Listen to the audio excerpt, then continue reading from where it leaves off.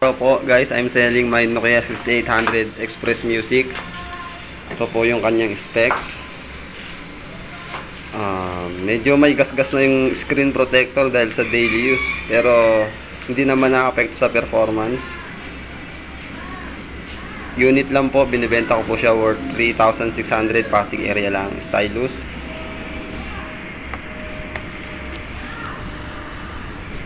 is okay.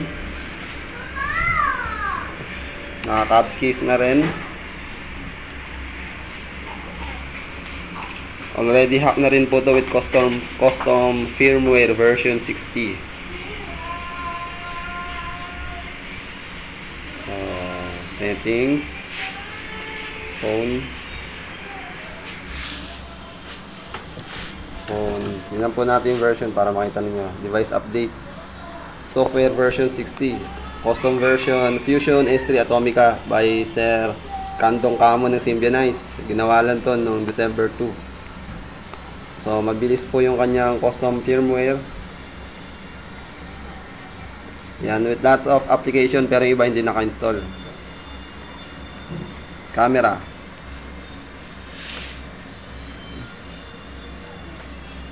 Medyo malabo po yung camera dahil sa front housing. Pero malinaw naman yung camera niya kapag tinanggal po. Pero pag nakalagay ito, malabo siya. Kasi malabo na rin talaga to. Tingnan niyo. And another issue is wala na po tong lock. So casing lang naman yung casing niya sa likod is maluwang na. But then hindi siya makaka-apekto sa performance kasi meron naman siyang cap case sa likod. Flash is working. Oy, hindi nyo nakita ulit. Flash is working. Kitang-kita nyo naman. So, in short, gagamitin na lang po ito. Wi-Fi. Test natin yung Wi-Fi. Wi-Fi. Para makita ninyo na gumagana ang Wi-Fi. Connect.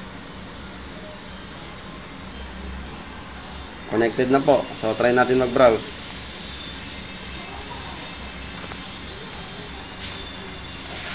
Meron na rin po itong mga installed na application such as Opera Mini para makapag-browse po kayo ng libre sa internet.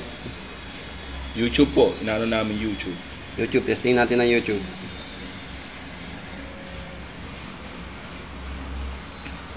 Balik tayo.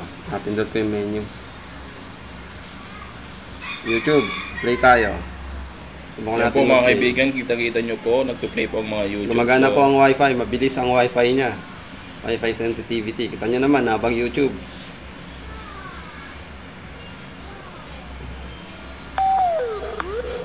Sound. Okay naman ang sound. Hindi siya sabog.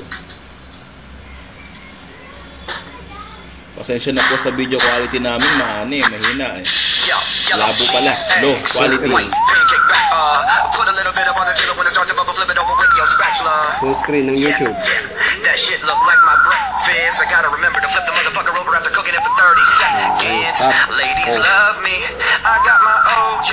Everybody said to do another fast rap to this beat, so I said okay. But I'm gonna speed it up real fast, and the whole damn model is. Exit na po natin since tapos na. So that's it guys.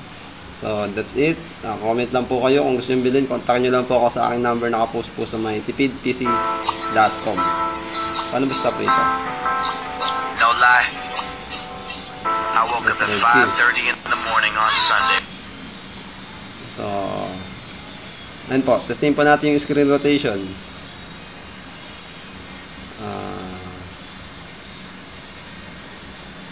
Sensor on.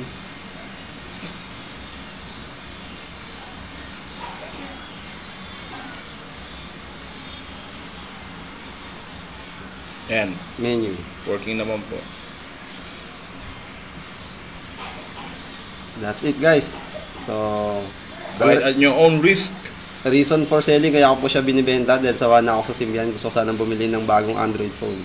You want to upgrade? Salamat sa panonood. You want to upgrade?